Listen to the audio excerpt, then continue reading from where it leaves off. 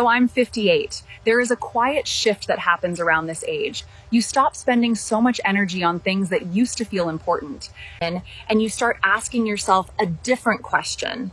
Is this actually worth my time?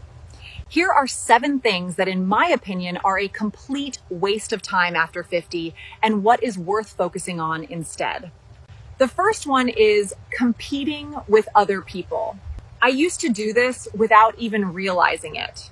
You see another woman your age who seems to have it all together, the nice house, the retirement trips, the seemingly perfect life, and you feel like you are falling behind. But after a while, you realize you do not even want what she has. You are just measuring yourself against everyone else.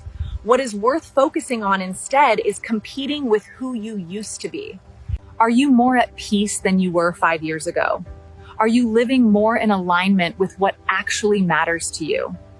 If the answer is yes, you are already ahead in the only race that counts. The second one is tying your identity too tightly to your career or what you do. For years, your job or role in the family gave you a sense of who you were. When that starts to shift, whether it is retirement, kids moving out, or just outgrowing that version of yourself, it can feel disorienting. You do not quite know who you are anymore. What is worth focusing on instead is discovering who you are when you are not performing any role. What do you enjoy when there is no paycheck or recognition attached to it? That is the part of you that is going to carry you through the years ahead. The third one is forcing yourself to finish things that stopped mattering a long time ago. We were taught that quitting is failure. So we finish books we are not enjoying, stay in activities that no longer interest us, and drag ourselves through projects that lost meaning months ago. After 50, this habit starts to feel like a quiet form of self-punishment. What is worth focusing on instead is giving yourself permission to stop. Being disciplined is not about finishing everything. It is about knowing when something is no longer worth your time. The fourth one is doing things because you feel like you are supposed to. How much of your life has been shaped by quiet obligations? Family events you did not want to attend and commitments you said yes to out of guilt, or relationships you kept pouring into even when they felt one-sided. There is a difference between being a good person and being someone who is afraid to disappoint others. What is worth focusing on instead is only investing your time and energy where it is genuinely appreciated and reciprocated. The fifth one is needing to be right. I used to get pulled into conversations where I felt like I had to prove my point. At this age, I have realized that most of the time, people are not looking to understand. They are looking to win. And if you keep playing that game, you lose your peace every single time. What is worth focusing on instead is protecting your peace. You do not have to have the last word. Sometimes the most powerful thing you can do is simply let it go.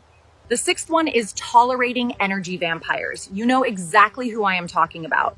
People who only reach out when they need something. Friends who turn every conversation back to themselves. People who leave you feeling drained every time you interact with them.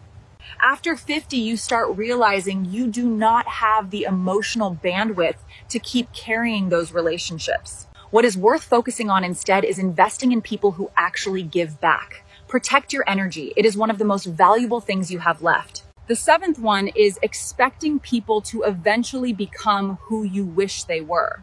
This one is painful. Your friend who is always unreliable will probably stay unreliable. Your family member who never follows through will probably keep doing the same thing. People show you who they are. The question is whether you are willing to believe them. What is worth focusing on instead is accepting people as they actually are, not as you hope they will become. Once you stop waiting for people to change, and you can finally make clear decisions about how much space they get in your life. These are the things I have been working on releasing. The more I let them go, the more room I have for the things that actually matter. Drop a comment and tell me which one resonated with you. I read every single one.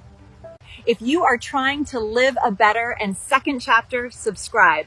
I will see you in the next one.